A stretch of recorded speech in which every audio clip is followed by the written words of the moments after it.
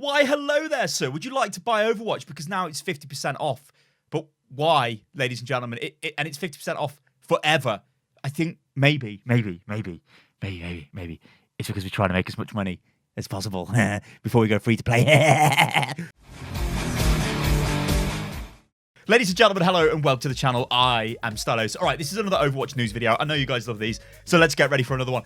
We're going to talk about the price cut in a second for Overwatch and what it could possibly mean. We're also going to talk about Mercy in this video because there seems to be some strange things going on about Mercy. We're also going to talk about the weapon tick rate changes, which are very complicated, but I'm going to do my best to explain these with the help of a very big-brained Overwatch coach. Also, as well, we've got some Reaper news, and I think that probably caps off the video. Some of the little bits and pieces we'll discuss, but I think we should get stuck into this, so let's do it. This, ladies and gentlemen, is the Overwatch price cut. Check this out. So what we've got here is Blizzard basically announced, and they announced this in the launcher, although I've since gone to the launcher and I can't actually find this in the news. It's just like, it did pop up when you logged in, so I think if you went to like your games screen, you'd get like, it'd pop up and say, I don't know, like, hey, Overwatch is now 50% off forever, hey, and all that jazz. But it doesn't say that anymore, which is pretty weird. But you can see it here. So basically, the standard edition has been reduced from $39.99 to $19.99. So it's only $20 to pick up Overwatch now.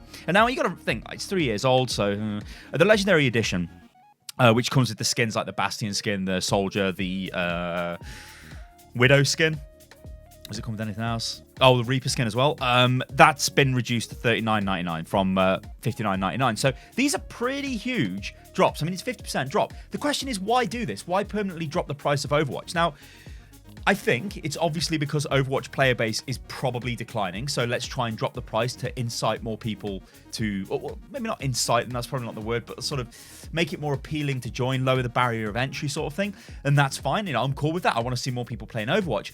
But if you guys remember the video I made a couple of weeks ago where an analyst says they fully believe Overwatch is going to go free to play at some time in June this year. And this is something that they've actually told owners of the new Overwatch League franchises. Because of course, when Overwatch League Season 2 begins in a few weeks' time, the big thing is this actually going to be good for viewership? It was good last year, but is it going to grow? Now, how can viewership grow if the game is declining? Now, there are some games which book this trend. Games like CSGO, for example, that's really good viewing figures, you know, really good scene that's got. It's kind of gone beyond being a game that maybe you have to play to watch, I guess. Now, Overwatch isn't that kind of game as well, but generally there is a correlation between players and people that watch the esports. So if your players go down, you would imagine your viewers of the esports go down, because it's only really a certain percentage that watch the highest level esports, right? So if you want it to grow for Season 2, and if we think these assurances have been made to these new franchise owners, like the Chinese teams and stuff, that there is going to be a push, there is going to be this sort of new wave of players, there is going to be this big injection of viewers. The only way I can see them doing that is either going free to play or there is a massive Overwatch expansion. Now, the big thing here is you can go crazy with conspiracy theory and say, well, actually, where were the devs for the last year? And the maybe not the year before that, but also the event we've got running right now is the same event as it was last year. The new map is just Busan with a bit of decoration. There is no new content really, and it's another seasonal event with the same stuff. It's the third time this has happened. We can't take any more of that, can we? You know, it's going to be the fourth time Summer Games come around this year. What's that going to be like? Is that going to be a total mess? Or is it the third time? Whatever. Who knows, right? And when I mean mess, I mean just exactly the same. So I honestly believe these guys have been working on something. What is that? I don't know, but this looks like it's probably a price drop before they go into a free-to-play mode or something else happens that you have to spend money on. Now, there is something else, isn't there, as well?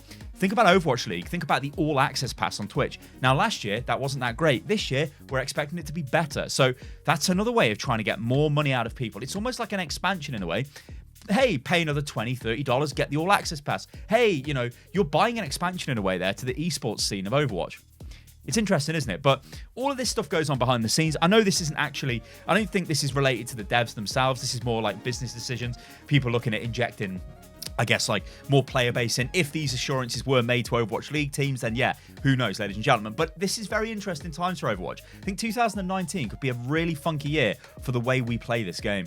Okay, so Jeff Goodman was active on the forums a couple of days ago, and he made some comments on Tick, which we're going to talk about in a second, but it's a bit complicated, so I'll leave that for a bit. The first thing we want to look at is this, ladies and gentlemen. This is Reaper. So We all know Reaper's got a bit of a problem with getting into combat. Now, he was asked about Reaper, like, are you actually going to change Reaper's Shadow Step? Because it isn't really the best ability, and this is what he actually says about that. He says, we still may do something with Shadow Step in the future, but it's not likely to suddenly become something you can do in combat like Tracer's Blink.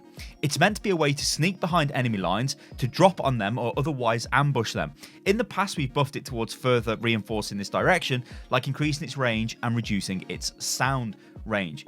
Which is true. That's what they did. And Reaper, it's like, yeah, it's fine. Shadow Step is kind of a really janky ability to use because when you're using it often, you're quite vulnerable. And if the enemy do hear you, you kind of lose that element of surprise. Your Reaper, you're not exactly the fastest hero going. So you're sort of walking up to people pointlessly with your guns and they just run off, or, you know, something else happens. Or you're wildly out of position. That's the other thing.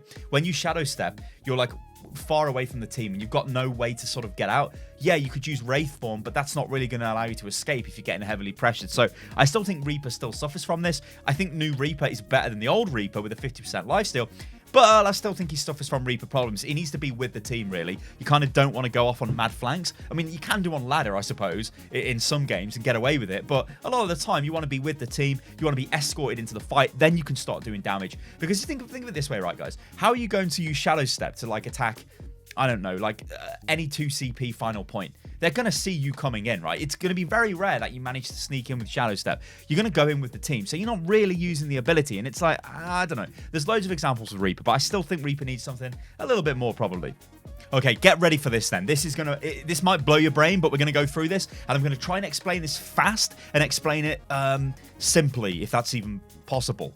Okay, so this is Jeff Goodman, and this is him talking about the armor change. So I'm going to read through this, and I'm going to break this down. So the armor change I'm referring to looks like it isn't going to make it this patch, so it will probably be the patch after that. Those particular changes won't be massive, but right now, all channeled effects, Zarya, Symmetra, Moira, Winston, are reduced by a flat amount like any other source of damage. But the size of the damage packets is purely based on how fast they tick. Even though the tuning of the weapons are done via a general DPS calculation. For example, Winston's Tesla cannon was initially tuned way back when it had to have a faster update rate because it felt a lot better to use that way. However, currently that also means he does a lot less damage to armor. We're also getting some new tech which allows us to separate armor reduction amounts for those effects from their update rate. This doesn't mean we're going to just go through and buff all of these weapons necessarily, but we are going to go through them all and make sure we're happy with how much damage they are doing to armored targets. So to put this simply, Winston does not do a lot of damage to armored targets, and we'll just keep the example to Winston because it's kind of easy to explain Winston, but it does affect other heroes with channeled weapons. So when Winston is doing a lot of damage, so he's got a high tick rate, so he's hitting like, because when you do damage with Winston, it's not like that, is it? You hear the hit marker over and over again. That's because you're doing a damage, and that's related to the tick rate because it's a channeled effect, so it's doing damage constantly, right? This is confusing me, guys. So what I'm going to do is bring in my man, IO Stux, and this lad explains it in crazy detail. I'm going to link to this in the video description, but I'm going to highlight a section of this which I think makes a ton of sense. All right, let's take a look at this. So, in fact, let me just show you. There you go. There's his lovely Twitter page. Go and follow him. What a legend. All right, so this is what he says, and the thing we want to focus on here is the bit down the bottom. So as we increase the tick rate of Winston's Tesla cannon, the smaller the damage that each tick does, and the smaller the damage, the more it will be affected by armor. On the other hand, if they reduce the tick rate, then it will deal more damage fewer times per second, and each individual bit of damage will be affected less by armor overall, increasing his damage output. Now let's say they want to increase Winston's tick rate because it feels better. That would potentially nerf him since each tick is affected more by armor. His damage against unarmored targets would stay the same, but his damage against armored opponents might decrease. So they need to increase his damage to compensate for that. They can bring the damage back to his usual damage values against armor, but that would buff his damage against non-armored opponents. So they can use tick rate to balance his damage against armored and unarmored opponents separately. Now, I know this is a lot to take in. I'm going to link to this in the video description so you guys can go and check it out. But basically, this means you could be looking at actually a fairly decent increase in damage to Winston against armored targets. Now, you know what Winston feels like right now? If you're trying to zap somebody with armor, you're doing like literally no damage to them. That's because every time you do damage, the armor damage reduction is applied to the hit. So you do damage, it's reduced. You do damage, it's reduced. So if they change the rate that's done, it can either be a buff or it can be a nerf. We'll have to wait and see what they do. But I probably think this is going to be a bit of a buff for Winston when they eventually decide with what they're going to do. And also probably for Zarya as well. Although Zarya, obviously, when she's mega charged, she's doing a lot of damage anyway. So it's a little bit different. But it is complicated, guys. I'm not going to lie. It took me some time to actually get this through my head. So go and check out the links in the video description. All right, let's talk about Mercy. So something very weird was happening to my Twitter yesterday. I was getting loads of messages of people like going, the Mercy movement is in action. There's all these hashtags. I'm like, what is going on? What the hell is going on? So I looked around a little bit and I found this. And I think this is where it's kind of coming from. I don't know, but check this out, right? So this is on Reddit. And this is a post by It's Below Zero. And it says, throwback to pre-work Mercy. So get ready for potentially the worst thing you've ever seen in your life or the best thing ever, depending on, well, you know, what you think. All right, let's go. I think you guys kind of know what I think about this, but I'll explain why this is so horrible for me to watch. I mean, look at this, right? Watch what happens. So, okay, our Reaper kills somebody, their McCree kills someone, our Ana kills someone. Okay, we use an ultimate, they, well, use an ulti and kill everybody. Oh, but we use an ultimate and bring everybody back. You know what I mean? It's like, oh God, oh Lord. Now, I think what's happening here is people want Mercy back, want the mass res back. I don't know if that's the solution. So what I did, because I'm an entrepreneur and fellow, I'm like, I'm going to go over here, ladies and gentlemen. Check this out. So this is my beautiful desktop. And I'm like, I'm just going to go to the forums. Let's have a look, right? These are the Overwatch forums. I'm like, what have we got here? Let's go, right? So first comment is like, tanking is horrendous. I'm like, okay. Ashe is a buff to Mercy. Okay. I actually don't even know what that is about. Regarding the statement made about Ashe being a buff to Mercy, if you disagree. Oh, I think it must be because Ashe is quite good when you damage boost with Mercy. Anyway, remove Mercy damage boost. You can see where I'm going with this. There's a lot of posts here, which are just like Mercy-related posts. So, some support watch is getting old. Okay. Let's talk about our Angel. You see that this is a pretty, you know, pumping post that's on the go there. What else have we got?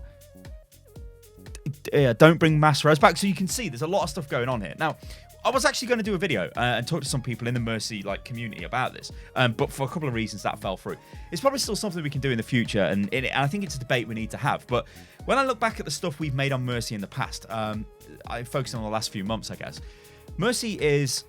There are things that need to be done to Mercy. She doesn't, I think, feel very impactful when you play her. She can be impactful, though. This is the thing. When you land a res, it's like a really clutch res. That can be awesome. When you damage boost or fly across the map just at like critical moments and you save people, I think that's cool. I just think for me personally, Mercy doesn't feel like the emergency support angel that she is like in the lore. Like, she's supposed to come in and save you from death, and she doesn't really have any way to do that. So if you see somebody dying, well, Mercy, like if your Reinhardt's getting absolutely battered, what are you going to do? You're going to fly towards him and just pump heals into his back and hope he doesn't die? It's like it's not enough, right? A lot of the time you can just burn through him, and especially now with the armor changes, Reinhardt's armor gets stripped faster, so he takes more damage, so it's even harder, you could argue, for the Mercy to stabilize the healing on him. Whereas if you look at Ana, she throws the grenade in, gets the heal boost, and then rams healing into him. Now, sure, the Ana could throw the nade in, then you as the Mercy could get the heal buff there from it, but it's not the same. It's not as impactful. It's not like reactionary. It isn't like, oh god, somebody's taking damage, boom, let's do this. Mercy doesn't have that, and I think that's what she honestly needs. I think she can still be a super fun hero to play, but I still think she needs looking at. And I don't think this is going to go away anytime soon. And I've got to be honest, I've said this before in the past, and I'm going to say it again. It's good to talk about stuff. Just try not to get too crazy about it, right? Like, try not to get too... Can I use the word militant? I'm going to use it. Try not to lose your cool about it. Just stand back. Make a comment, that's cool. We need to know what you guys are thinking. The devs need to know. We know they read the forums, so slap all the stuff on the forums, go crazy, and see what happens. It's all you can really do as a player of this game. All right, guys, that about wraps up today's video. I've been Stylosa, and this is Unit Lost. You can follow me on Twitter, which is @Stylosa, because I've now changed my handle from @Unit Lost Gaming. Bit of a mouthful, so now I'm @Stylosa, so awesome. Actually took it off somebody who's, I think they made an account in like 2009 and tweeted once. Don't know what that was, but Twitter were like, you may have the account. I was like, yes, Twitter. So that's awesome. And follow me on Instagram, which is @Stylosa, especially if you like pictures of dogs, mountain biking, and my face.